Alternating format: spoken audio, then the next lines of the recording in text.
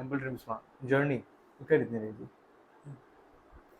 મજા આવી ને ઓકે સમજી નો વરીઝ. સો અમુક પર્સનલ ઇશ્યુઝના કારણે નથી બોલી શકે.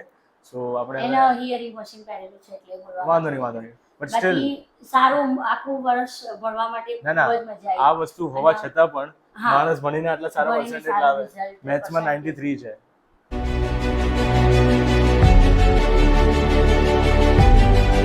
સો નમસ્કાર વિદ્યાર્થી મિત્રો, આજે અમે લોકો આવી ગયા છીએ ન્યૂ પટેલના ઘરે. જેઓ એમ્પલ ડ્રીમ્સમાં છેલ્લા 3 વર્ષથી જોડાયેલ છે.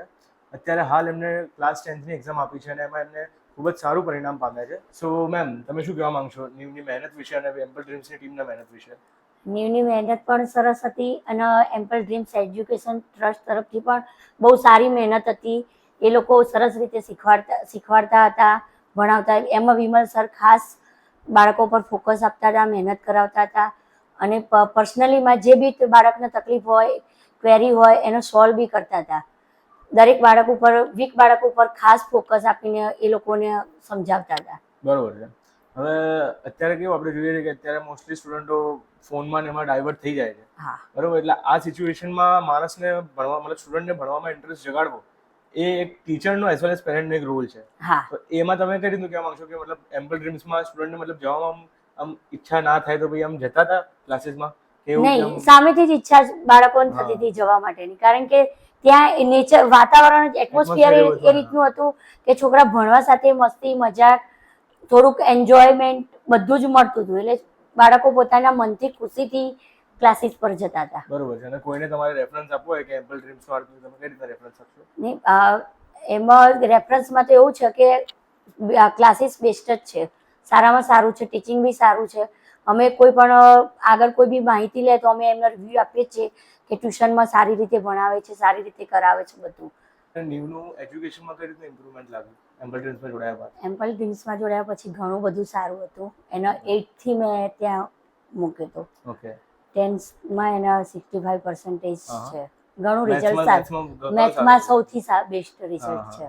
મેથ્સ 93% આવ્યા. વિમલ સર છે, પછી જનક સર છે, એમ્પલ ડ્રીમ્સ આખી ટીમ વિશે તમે શું કહેવા માંગશો? નહીં, બહુ ગુડ, સરસ છે રિઝલ્ટ, કામ, વર્ક ટીમનું. વિમલ સર એમાં સૌથી વધારે એમનું બેસ્ટ આપે છે બધી રીતે બાળકો માટે.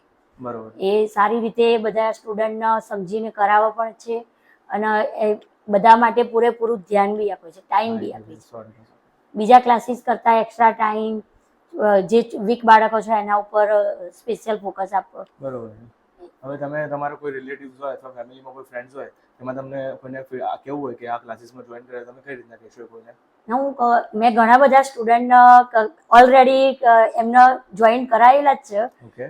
ઘણા બધા સ્ટુડન્ટ આગળ, પછી અમારા કઝિન્સ બધાને એ કરેલું જ છે, કારણ કે હું આમાં તો ઘણા બધા વર્ષથી કોન્ટેક્ટમાં છું એ લોકોના. ઓકે, બરોબર છે. સો તમે જોઈ શકો છો એમ્પલ ડ્રીમ્સમાં જોડાયા બાદ જે ડેવલપમેન્ટ થઈ રહ્યું છે, તો તમે પણ આજે જ જોડાયા એમ્પલ ડ્રીમ્સમાં.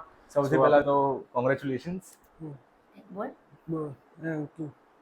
મોટેથી બોલ સાહેબ. સો ન્યૂ એમ્પલ ડ્રીમ્સ 3 વર્ષથી એમ્પલ ડ્રીમ્સમાં છે અને એને ખાસું ઇમ્પ્રુવમેન્ટ કર્યું છે. તો ન્યૂ, તમારું જે મને સફર હતો એમ્પલ ડ્રીમ્સમાં જર્ની કઈ રીતની રહી હતી? મજા આવી ને. ઓકે સમજી નો વરીઝ. સો અમુક પર્સનલ ઇશ્યુઝના કારણે નથી બોલી શકે. સો આપણે એના હિયરિંગ મશીન પહેરેલું છે એટલે બોલવા વાંધો નહીં બટ સ્ટીલ સારું આખું વર્ષ ભણવા માટે ખૂબ જ મજા આવી. આ વસ્તુ હોવા છતાં પણ માણસ ભણીને આટલા સારા પર્સન્ટેજ લાવે. મેથ્સમાં 93 છે. મેથ્સમાં એના 93 છે. બીજા વિષયમાં થોડું મીડિયમ છે. નહીં, એ તો મેથ્સ સારામાં ઇમ્પ્રુવમેન્ટ થયું છે ને. સો આ હતો આપણે રિવ્યુ પેરેન્ટ્સનો, ન્યૂના પેરેન્ટ્સનો. હવે આપણે મળીએ છીએ નેક્સ્ટ ઇન્ટરવ્યુમાં. Thank you.